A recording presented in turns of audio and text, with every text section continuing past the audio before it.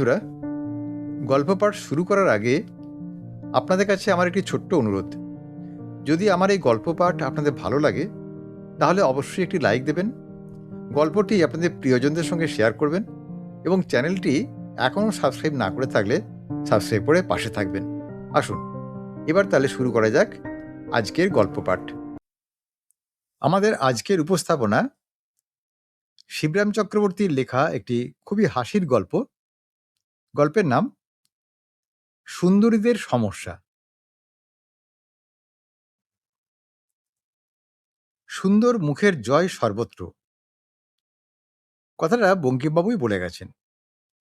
আর Keats বলেছেন, a thing of beauty is joy for ever. কীটানুকীট আমার মুখে শোভা না পেলেও আমারও ঠিক সেই একই কথাই।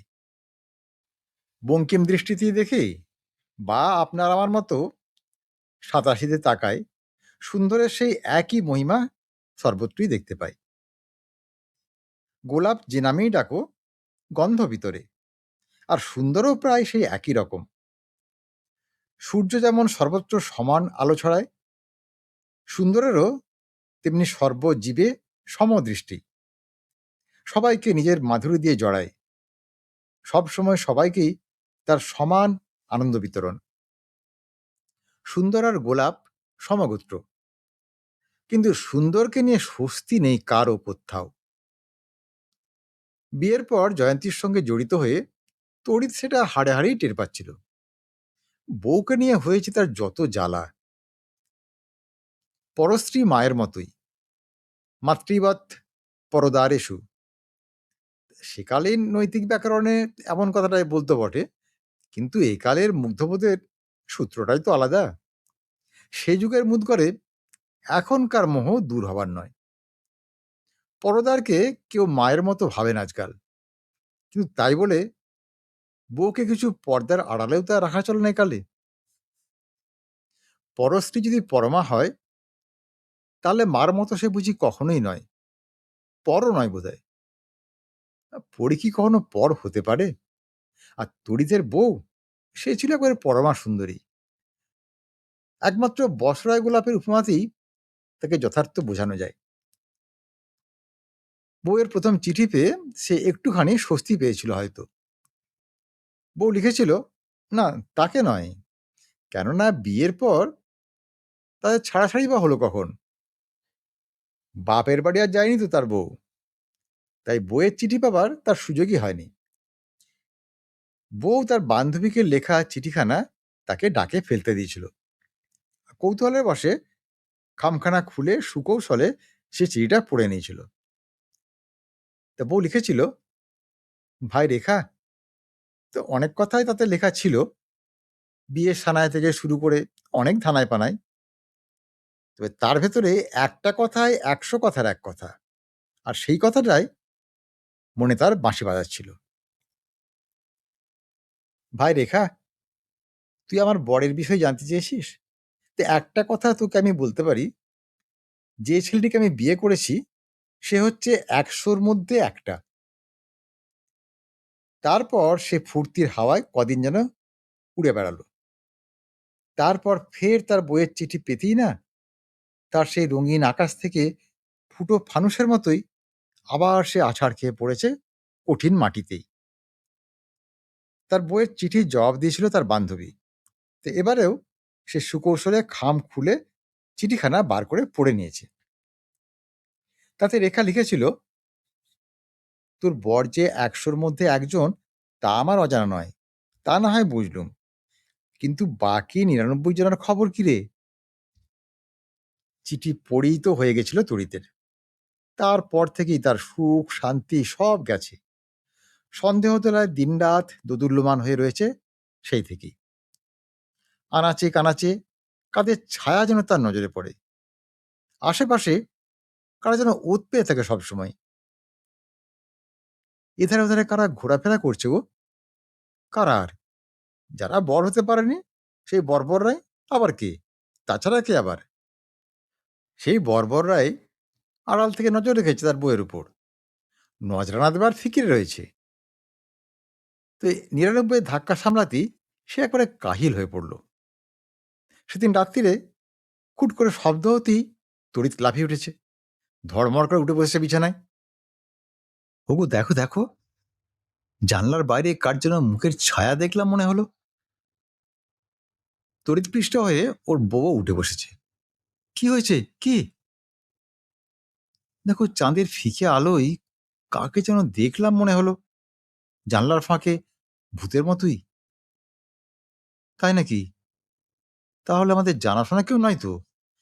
তা কি করে বলবো? ভূতদের সঙ্গে তো আমার এখনো আলাপ পরিচয় হয়নি। তোমার বাপের বাড়ি এলাকার যদি কেউ হয় তো বলতে পারি নে। শান্তিপুরে ভূতেরা? তারা কেন এত দূরে মরতে আসবে তোমার শান্তি ভঙ্গ করতে? ফোঁস করে উঠেছে ওর বউ।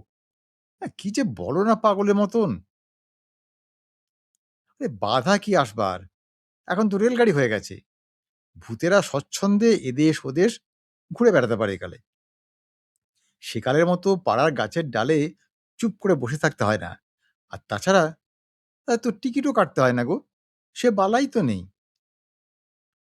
না, গাছের মগ ডালে আর তাদের বসে থাকতে হয় না বটে। তাদের তো মগের মূল্য পরের বইয়ের এলাকায় সর্বত্রই এখন। তোমার যেমন কথা, বলেই পাশ ফিরে শুয়েছে জয়ন্তী।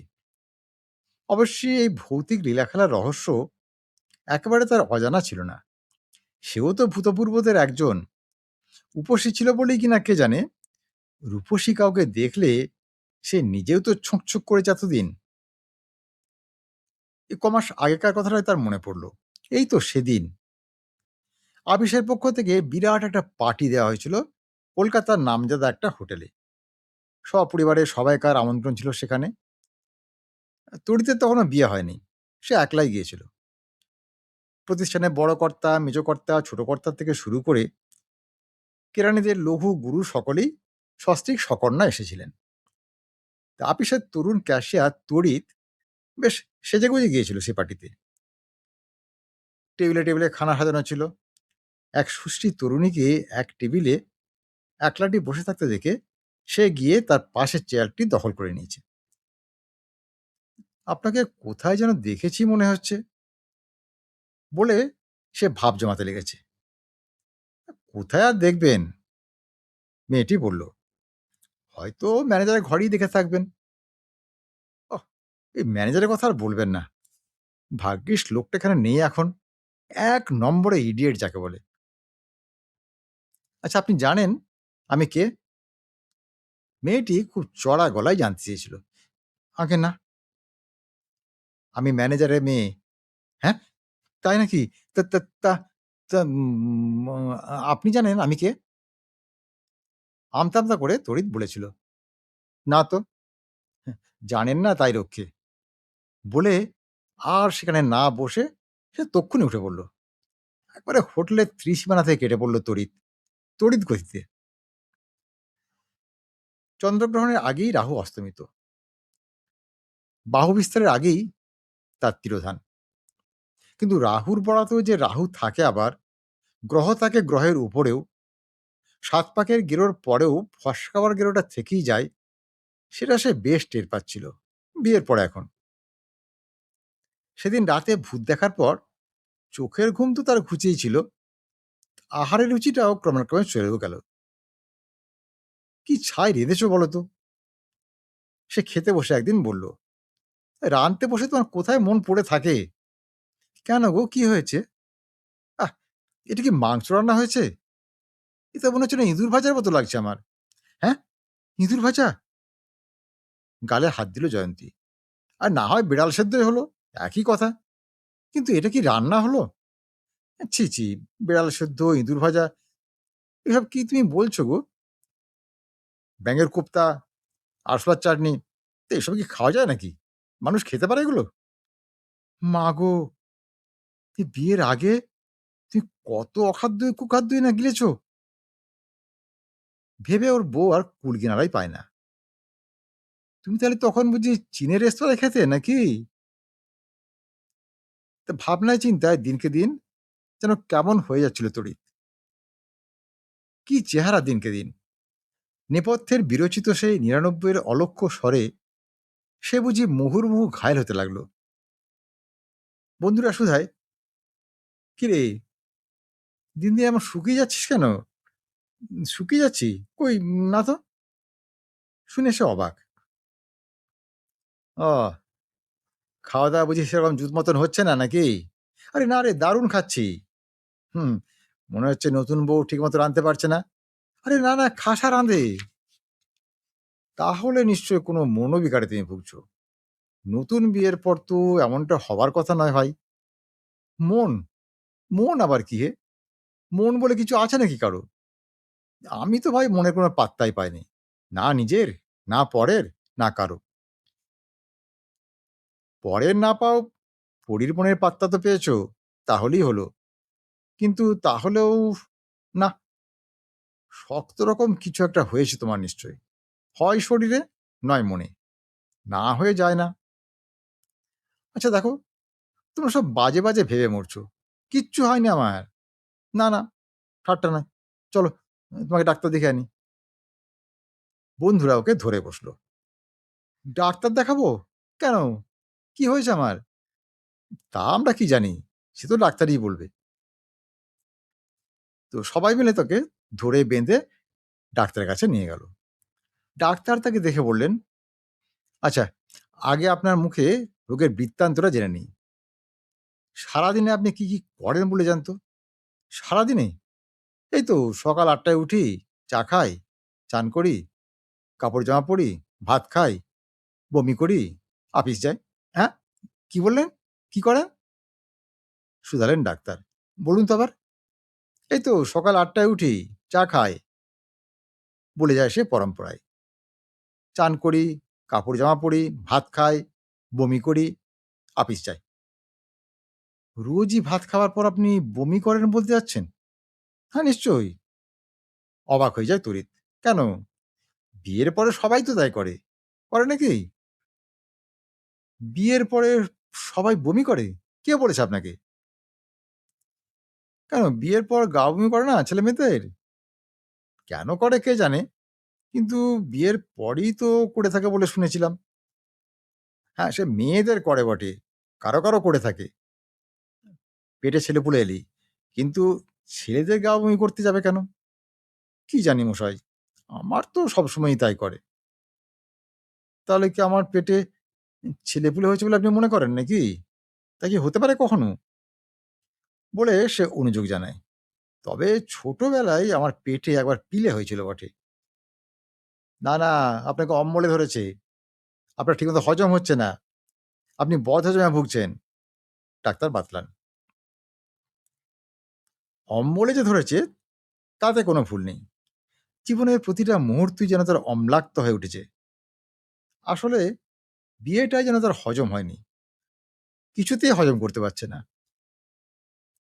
তখন ডাক্তার তাকে একটা হজমি ওষুধের ব্যবস্থা করে দিয়ে চেঞ্জে যাবার পরামর্শ দিলেন। বিন্ধ্যাচলে বা পশ্চিমের কোথাও তাকে যেতে বললেন।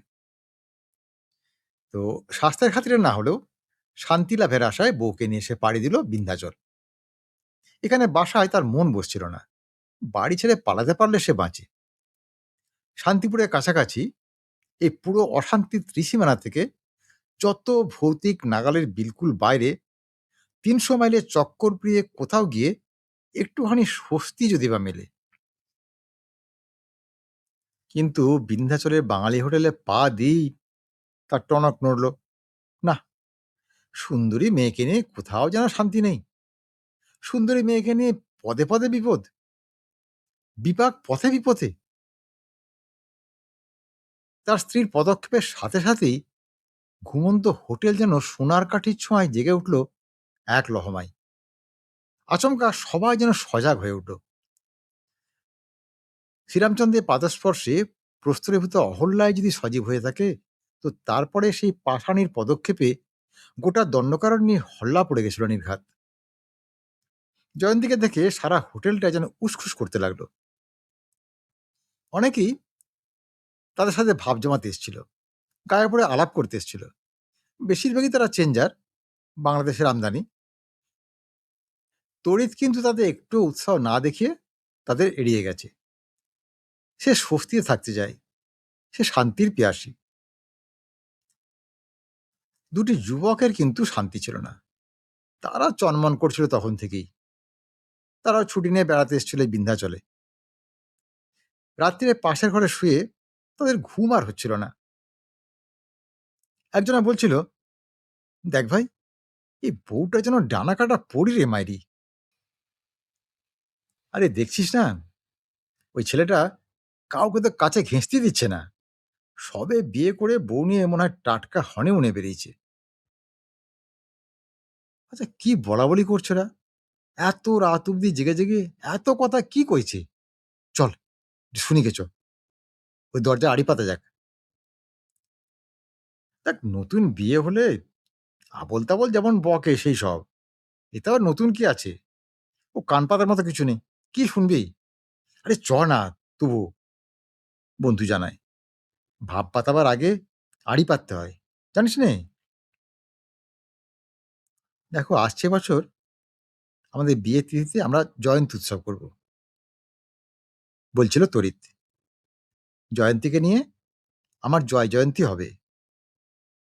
তখন বউ জবাব দিয়েছে, যা, ১ বছরে জয়ন্তী হয় নাকি?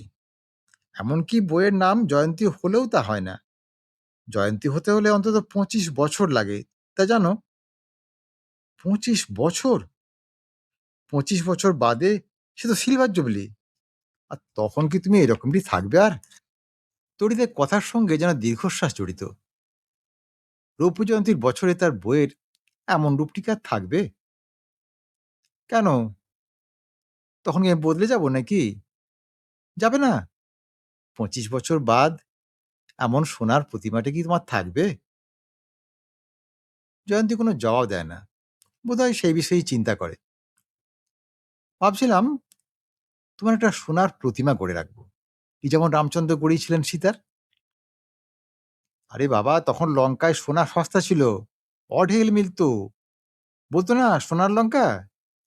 রামচন্দ্র লঙ্কা জয় করে সেখান থেকে তাল তাল সোনা নিয়ে এসেছিলেন। পৃথিবীতে, হ্যাঁ, এখন আর কোথাও সোনা সস্তা নেই জানো? বলে সে অন্য কথা পারে। দেখো, তার বদলে তুমি আমায় সোনার একটা চিক গড়িয়ে দাও না। দেখো, সোনা না পাই, কেশনগর থেকে দুজন মূর্তি শিল্পী আনিয়ে তোমার এই সোনার মূর্তি আমি নয় বাঁধিয়ে রাখবো। বলতে বলতেই সে সচকিত হয়ে ওঠে। দোরগোড়ায় কিসের যেন আওয়াজ পাওয়া গেল না? কিসের যেন খসখসানি শুনলাম। উঠে গিয়ে দরজা খুলতেই তাকে দুই মূর্তিমান দাঁড়িয়ে। কে? কে তোমরা এখানে? এত রাত্রে এখানে কে? সে শুধায়, আগে আমরা কেশনগরের দুজন মূর্তি শিল্পী। এখান দিয়েই যাচ্ছিলাম তো।